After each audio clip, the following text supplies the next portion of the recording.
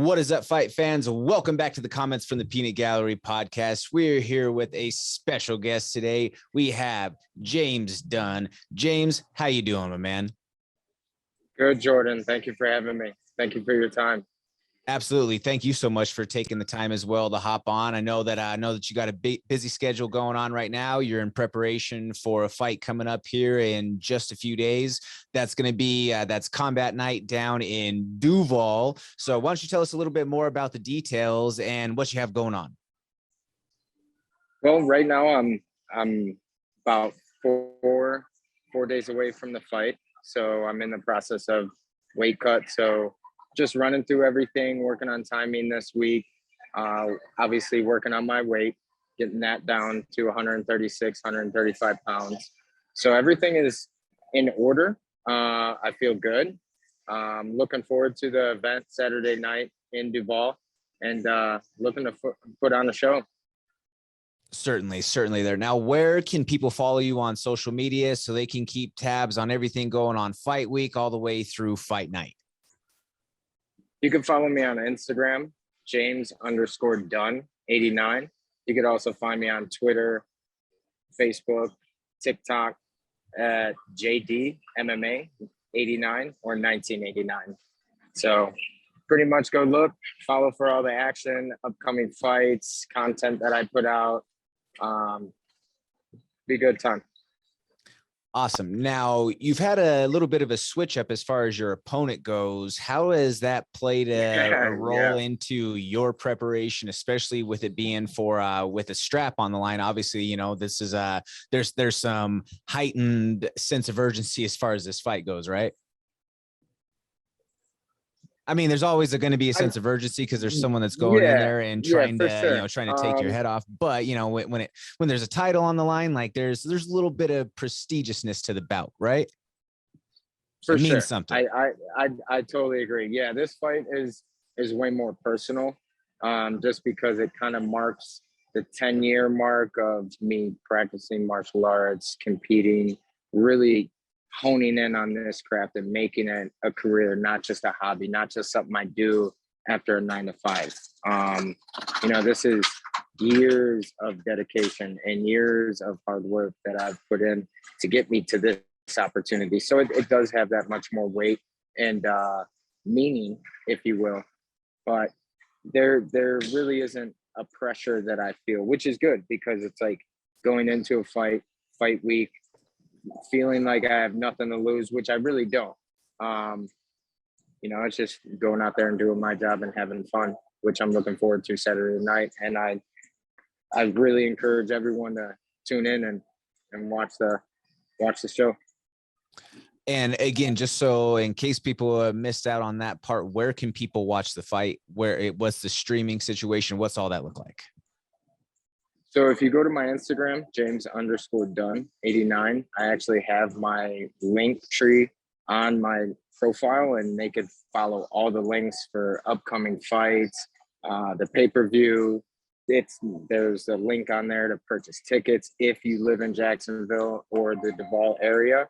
You know, come out and see the show live. I really encourage that because a live MMA event is totally different than watching it on TV, and you know. So follow the links, James_Dunn 89 Instagram. Definitely go check it out. Definitely there. Now you're fighting out of Chicago Top Team, having to make that trip down to Jacksonville. What does fight week look like for you when it's not at home? You know, when you're having to travel to fight, what's that process look like for you, especially having to go through weight cut?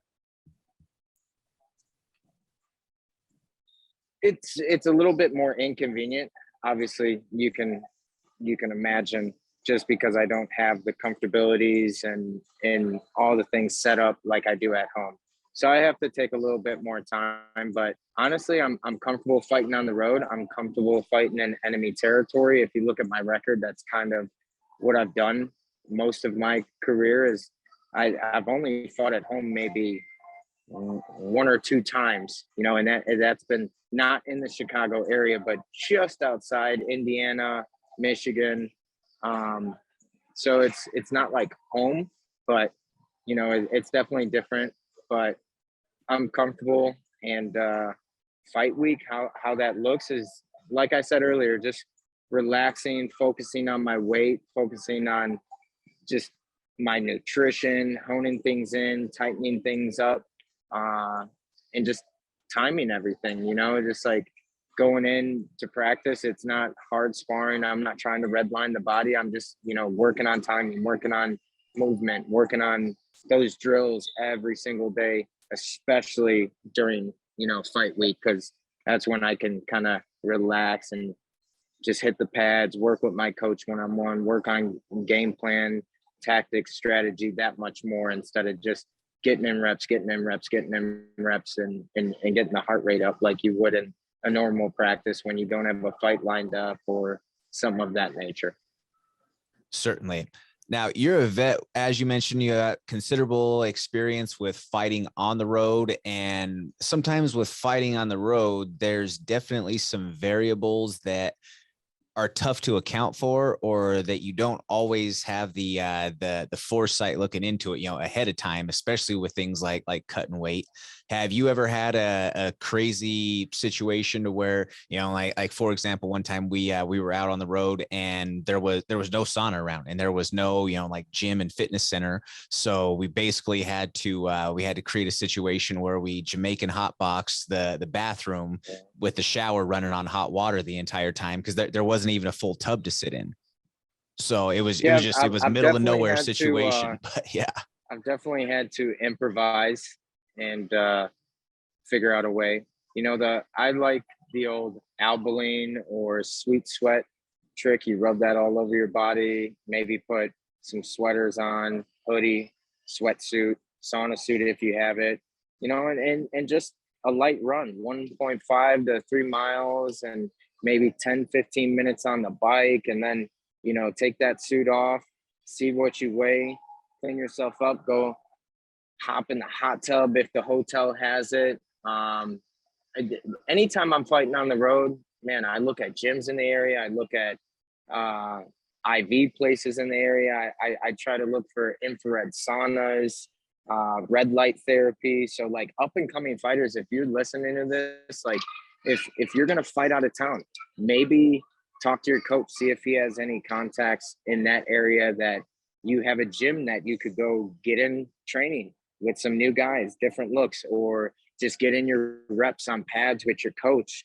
But that gives you a facility. Look at gyms in the area. Do they have a sauna? Do they have a hot tub? Do they have a heavy bag? Can I get in, work on the bag, cardio, or bike, and cut the rest of this weight? Like I try to stay 10 to 12 pounds over leading into fight week. And that's when I really start to scale things back and hone in on everything. But, it's just like, I get a feel for the area and who I'm fighting, what I'm doing, because like anything in life, when you understand it more, when you understand your opponent, when you know them, it's that much easier to get the job done, Certainly. Now, in the process of you cutting things out, I mean, there's things that you don't always get to enjoy, especially while you're cutting weight and getting down into fight week, even as simple as just having some salt on your food for that matter. But is there any particular, food, meal, snack, anything along those lines that is just something that always hits you in the cravings while you're cutting weight? And it's like, man, this is on my must eat list those first couple of days after the fight? Pizza. I'm from Chicago. How can I not say pizza? But outside of that, I mean, I love steak. I love Brussels sprouts, asparagus. So it's like even the things I love eating, they tend to be healthy, which makes my job as a fighter and staying in shape that much easier, And that's just from years of discipline and dedication. My mind and body just got to a point to where it's like the quinoa, the vegetables, the fruit, the smoothies, the protein, all this stuff. It hasn't been like, oh, I got to eat this. I have to drink this. I have to do this for performance sake or to get these gains. It's just like, no, there's like a systematic, I should do this every day. I should do this every day. I should do this. So I just try to try to keep it simple and stick to that, and have it be my regular routine and regimen. You know what I mean? Certainly. Well, I mean, which definitely makes sense, being that as a, you know, as a professional fighter, as a professional athlete, your living is made based off of your body's ability to perform. So it always blows my mind when, you know, whether it's, I mean, I've lived in houses full of fighters where you see people's lifestyle habits like down to the very little minute detail. And you see where some guys like, okay, man, well, like I can understand why, like, yeah, you're going and you're doing all of the workouts, but I understand why you're gassing at certain points, because versus someone who might not be, because you're feeling yourself terribly. You know, you're eating ramen noodles and fast food and so on and so forth. Whereas this person's putting clean fuel back into their system, and they're able just to have, you know, X amount more output when it's in the deep waters, if you will. Yep. Yeah. Because championship fights are like everyone's tough once you get to the pro level. Like there's a lot of good. The game has evolved so much in the last 10 to 15 years that like the amateurs of today were almost like yesterday's pros, and the pros of today, man, it's just like it's kind of crazy to see how the game has evolved, but it's exciting at the same time. But yeah, the nutrition, rest, recovery, even how someone just like does their therapy, like foam rolling or cold therapy, like that could separate you from the pack. You know, it's just like you look at the guys from Dagestan and how there's nothing out there, and it makes them focus on their craft of wrestling that much more. Or you look at Team Khabib, like that guy, he probably doesn't drink alcohol. He probably doesn't use any sort of recreational drugs. So it's just like when you look at that and you look at this specimen, like it's damn near perfect. And he has a perfect record. So it's just like, Right. you know. Oh yeah, no, I mean, I think you hit the nail on the head right there with that, and it's something that my buddy Josh Fenner and I, we have our show out here on Mile High Sports Network in Denver area, the MMA plug. But we also, you know, we've talked about that before, how that Dagestani crew and just some of those, and we have a few Muslim fighters here in our gym, and just their level of discipline and how devout they are to what they decided to put their mind to is really, like, it's so admirable and it's so respectable. Even the, you know, especially when they go through Ramadan, and a lot of them are still, you know, they're not training going through sparring necessarily, because they're not having the hydration to be able to, you know, absorb damage if they did get popped, unless, you know, every now and then, you know, some of them, like last year, one of our guys, he had a UFC fight. So of course, you know, if you have that type of paycheck and opportunity available, you have to do what you have to do. But for the most part, you know, just seeing all of them, you know, they'll train together, they go run together, they'll pray together. It's just a very consistent vibe all across the board. They don't drink, just like you said. They don't partake in any sort of recreationals. It's all about their family. It's all about their God, and they're giving focused, back. man. I have a couple Muslim brothers that train at Chicago Fight Team, and they do pad work with me. They're pretty much like my fighters, you know. And I had one guy recently fight during Ramadan, fasted nothing, and he went out there and he showed out and held his own, you know. And things like that are very honorable and admirable, but it speaks measures to the guys around them. And I think that's the reason why they have that sort of special brotherhood. When you look at the Muslim culture, and anyone, even like religion doesn't even matter. Let's not even take that into consideration. Just MMA in general, or wrestlers. You know, it's just like people who are in the military. When you're around guys all the time, and you're trading blood, sweat, tears, and wins and losses, and trials and successes, and all this other stuff, like it makes you closer, if you allow it. Now, some people do shy away and push people away and all that, but they kind of, in my opinion, block their blessings or block potential growth. You know, we can learn as human beings. We can learn from everybody, even animals, even plants. We can learn from anything if we allow ourselves to, but it takes an open mind and an open heart. Absolutely. Absolutely. I mean, it's all about perspective, and it's all about the mindset that you want to take to anything. I mean, we're all going to be dealt adversity. It doesn't matter what the situation is, or what walk of life you come from. In some capacity, we all face adversity, right? So it's a matter of, do we let that adversity be something that consumes us, or do we let the adversity be something that serves as the fuel to our fire to get to a greater means, to persevere through that storm and get to the greener pastures on the other side, if you will. But I want to circle back to something that you said earlier about the evolution of the game and about how it's just happening so quickly. And I do 100% agree with you. I do a lot of commentary for local level shows, whether it be Muay Thai to kickboxing, straight boxing, MMA, all that out here in the Front Range and in the Denver area. And the growth and evolution of some of these young kids that we have on our cards it's unbelievable. The 18 and 19-year-olds that we're seeing coming in on the MMA scene, or even I did some Thai fights this last weekend where we've had 12-year-olds, we've had 16-year-olds. They're some of the most technical fighters on the entire card whenever we have these young kids on there. There's a couple of kids out of Tim Means' gym from Albuquerque that's fought on our cards, and they're 20 years old, but you see how well-rounded of fighters that they already are, and it blows my mind that someone at 20 years old has the skill set that they do. And now I got to call some of their first fights as amateurs. They're both now, one of them for sure is pro. He's either 2-0, 3-0 in the CFFC, signed to CFFC. But just seeing these young kids, and it's unbelievable that what we're seeing from the growth from them as kind of this generation who grew up in MMA, if you will.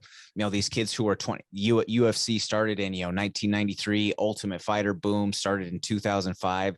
So these 18, 19-year-olds, they're kind of that boom from that tough era, if their parents or their dad was into it. So they've grown up training, whether it was wrestling, jiu-jitsu, kickboxing, gold gloves, doing whatever from the time when they were pretty much able to, start crawling around and being on the mat, because they might be that kid who, their dad was a fighter and they were around in the gym like, okay, well, I'm trying to chase that dream that, that dad had, something to that effect. But then even trickling down further from that, seeing some of the kids that we have in the gym, and I mean, I'm sure you see it in the gym too with the kids classes, how good some of the young kids are, like the 12 and under group is, and seeing just how fluid they are with their movement, and just the understanding of body positioning, the understanding of spacing, just the fluidity of jiu-jitsu, and seeing how good some of these young kids are. I can't even imagine what the growth and development is for some of the dedicated young kids who started now in this era by the time that they're 18, 19, 20. Yeah, it's amazing to see. They have a lot of potential, and because the game has evolved and is now like on the shoulders of all those men and women that went before and set the pace and laid the foundation, whether it was people in the UFC or MMA mainstream, or even, look at Rickson Gracie and the effect of bringing jiu-jitsu to more and more people, and the black belts that he's produced, and then other black belts that have come out of other academies and schools. And it's just like everywhere in the world, it's kind of flourishing and blossoming. So it's beautiful to see, and to be a part of it, and to have that sort of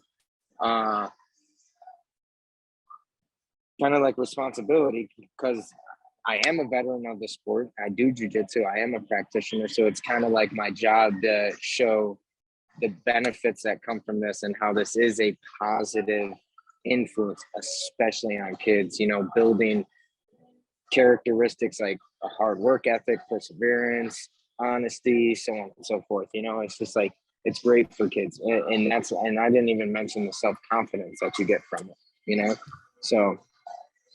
Certainly. And I think personally, if kids do martial arts, and especially they go through, and I mean, wrestling's a little bit more rough, so I get it, that's a little bit of a different breed, but even if kids just did fundamental basic jujitsu, just I mean, even a few weeks worth, I feel like you would see the amount of bullying significantly reduced, because it is an Agree. Yeah. extremely humbling experience. And you also, I feel like you get a lot of, and I mean, with you being a bantamweight and not being the largest human in the world, and I don't say that with any disrespect or anything, with none intent, None but taken. I mean, like in scale of people who might come walking through the doors. And I mean, I see it all the time. I walk around at, between 165 to 170, but I've been, training for a few years, and I don't look very physically imposing, but on the mat, like, I have a few years worth of technique, and you know how Yeah. that goes. Sometimes you have these big muscle bound guys who have, former football players, or just that beach body physique, if you will, those super show me muscles. And they come in and Yeah. they want to, they think that they think that they have a lot more ability than they do. Exactly. They think that they have a lot more capability than they do. And then even, with some of with some of our women, or our teenagers for that matter, that are technically skilled, they go out there and they get submitted, however many, a dozen times in a 5-minute round. And it's just one of the most humbling experiences to them. Cause like, wow, like I thought I was tough.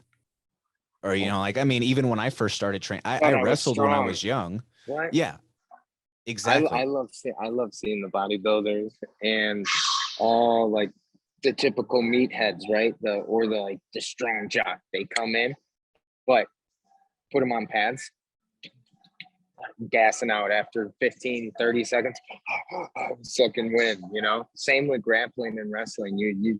I could take a 16-year-old, 13-year-old blue belt and put them up against this adult. And just because my blue belt has timing, has technique, has patience, boom. Yep. Absolutely. Absolutely. And, just even I feel like things that can translate to life, you learn a lot about yourself when you're the nail. Anybody can be the hammer. Anybody can go out there and have a good day and feel great when everything is working, whether that's in martial arts or whether that's in life, business, whatever it may be.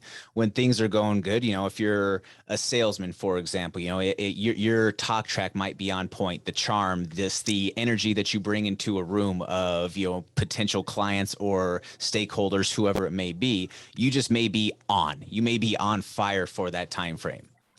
But then there might be a certain point where, that talk track or that pitch, the energy, whatever, starts to wane, and it's just not the same. You don't have the same results that you once did, or you may need to go out and venture into, a new market base, whatever, where they don't already have that familiarity of who you are, your charm, whatever it may be.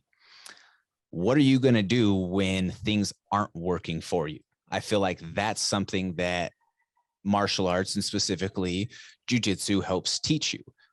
When you're stuck and you're pinned in a position, and the first 2-3 things that you didn't work to get you out of trouble, but Yeah. are you able to persevere through that storm and, eventually find your way out? Are you able to remain calm under fire?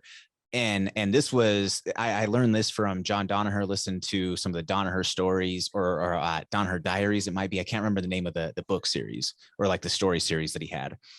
But he talked about how a big portion of why he believes guys like Gary Tonin and Gordon Ryan are so successful is because they base so much of their training time off of defense, counters, and escapes. And he said, especially when he first had them through the early stages of their career, that's almost all they worked for. 6 months, 6 to 8 months was just almost exclusively defense, counters, and escapes. And it was solely to essentially shock their mind. And he says Gary still does it to this day. to where he'll start rounds off with someone, they may be in a full body triangle, rear naked choke, completely locked up and locked in. And he has to figure out how to get his way out right there from the, I mean, you're dry if it's a beginning of this, or nonetheless, you're fresh at the start of a round with a fully locked in choke or submission. And he says that it's not that he gets out of it 100% of the time. He will get submitted, but he humbles himself to that experience. He humbles himself to the learning, as you mentioned earlier, that he's willing to go through the adversity, or he's willing to take on those learning experiences to achieve the ultimate growth at the end of the day. Because he says, you know what, if someone in training right now can get me, or if I can't get out of it right now, there's a chance that, I go to ADCC, so on and so forth, and somebody could catch me there. Yeah. So I kind of took that to heart, and I thought, okay, well, especially training where I do a Factory X with a lot of guys who are just so much better than I am. I mean, some of the world-class guys that are lighting up the ranks in the UFC, and, to have to be the nail so often, like, okay, how can I remain calm under pressure? How can I remain calm underneath this adversity, especially against a lot of guys who are more athletic, who are bigger, stronger, faster, more experienced, so on and so forth.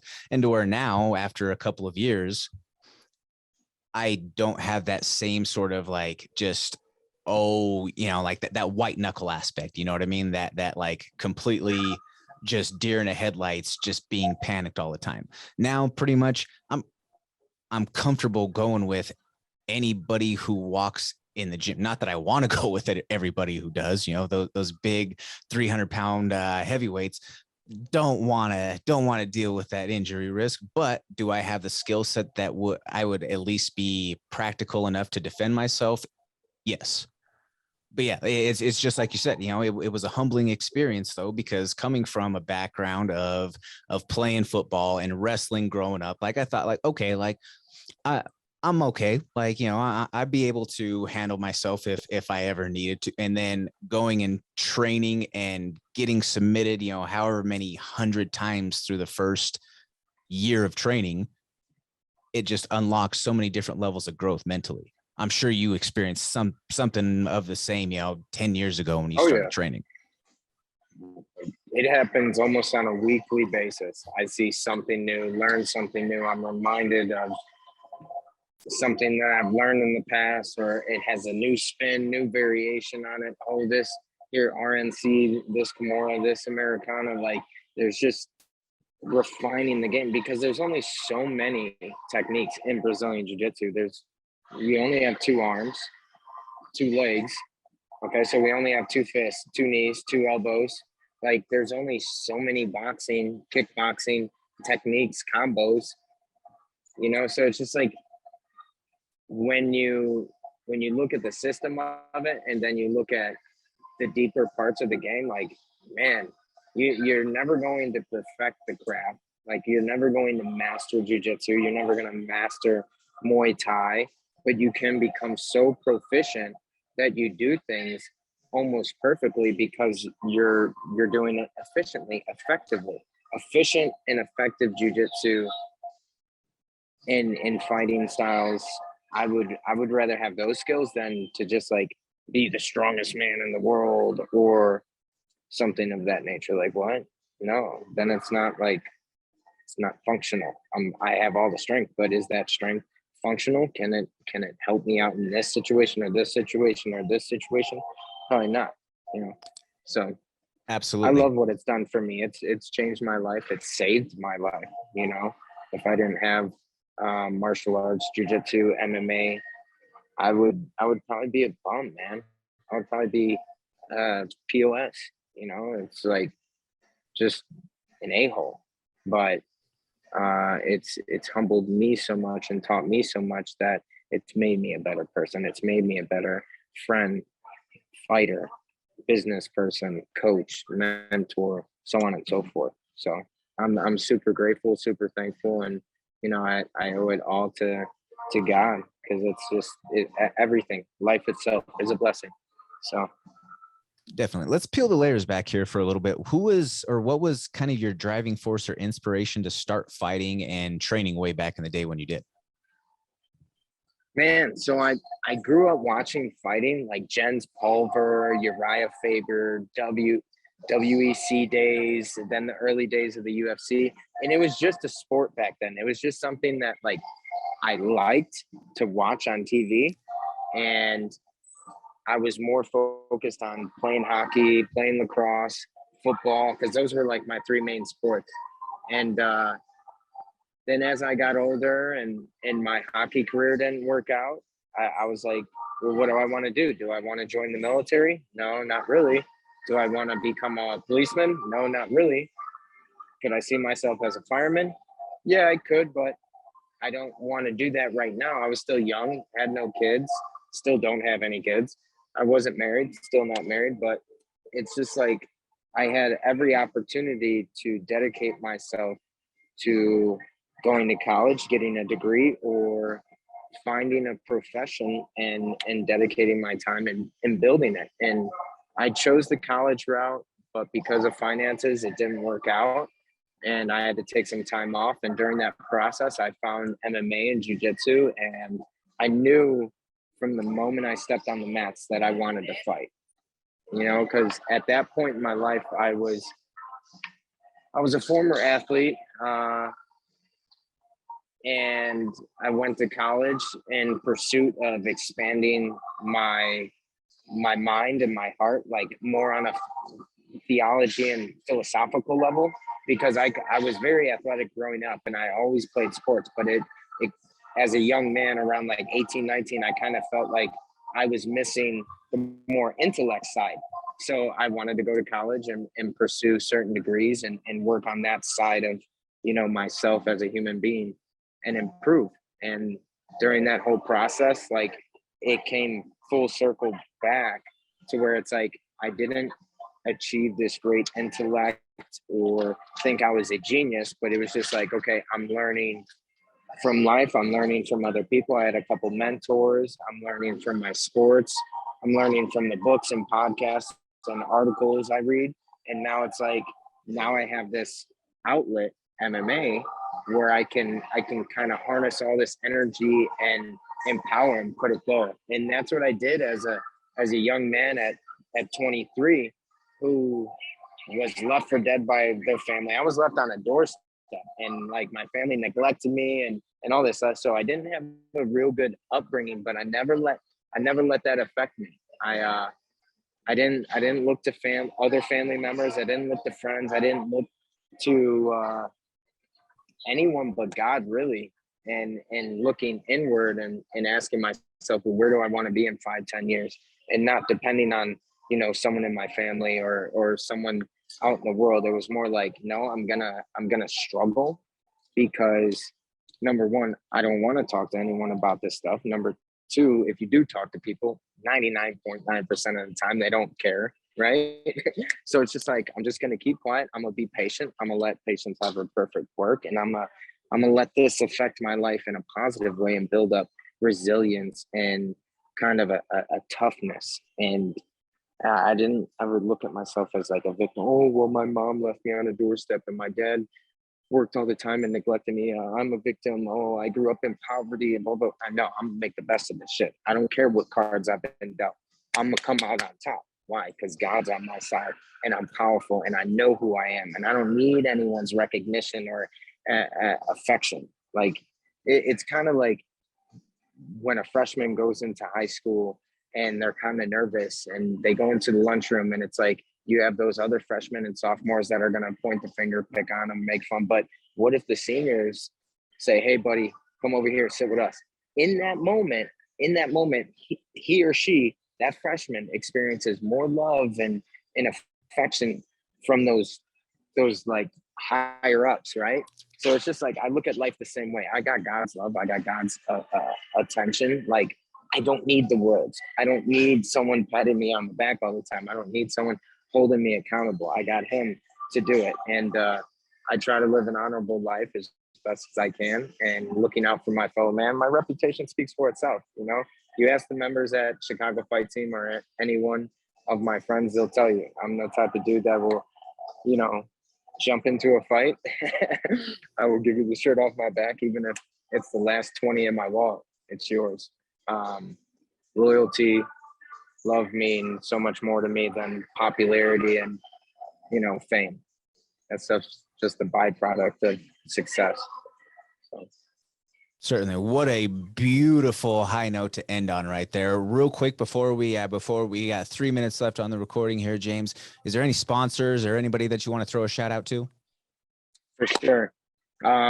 So ECB, my guy Ed over at ECB, my manager, he does so much work for me, setting up podcasts, finding sponsors, setting up fights, working out all the logistics and contract details and all that. So definitely shout out to ECB Sports Management. Thank you, Ed Barnett. Thank you, Ed. Roberto Ramirez over at Chicago Fight Team, and the guys there, the girls over there that give me constant work on a day-to-day, weekly basis. I want to give a shout out to my guy Mo Anuat Law Group. My guy, there's so many. Darren from Shedor Realty Group. Brian Sagamon from Sagamon Watches. Equip Foods helped me out this camp. Evo Chocolates helped me out this camp. Mitchell and Richard from Combat Night have done so much leading up to this fight with finding a replacement, fights falling through. And there's so many people to thank. All my brothers and sisters again at CFT, Ed, and everyone who's in my corner and showing support. I appreciate it so much. And without all of them, I wouldn't be able to do what I do. So thank you. Absolutely. And, you have to be able to have that strong supporting cast to be able to support the dream. So make sure that if you guys are out there that you give James a follow along. We'll have that social media follow posted right up here on the screen. Make sure that you go give him a follow right there. This is the Comments from the Peanut Gallery podcast. You can give us a follow along online at Comments from the Peanut Gallery on Instagram, at Peanut Podcast on Twitter. If you would love to support the show and the brand, make sure that you download this episode on Spotify. Make sure that you tune in this week. Hit that Linktree link in James's Instagram to be able to watch that Combat Night card. He's going to go out there and get that title this weekend. I'm Jordan Kurtz with Comments from the Peanut Gallery, and we will see you next time. Thank you so much for watching. Please hit that like, share, and subscribe button. That helps us continue to produce this original MMA content and bring it for you every single week. Tune in to the MMA Plug presented by DenverSportsBetting.com on 98.1 FM, Mile High Sports Radio on Wednesday nights from 6 to 7 p.m. or live stream at DenverSportsBetting.com/radio.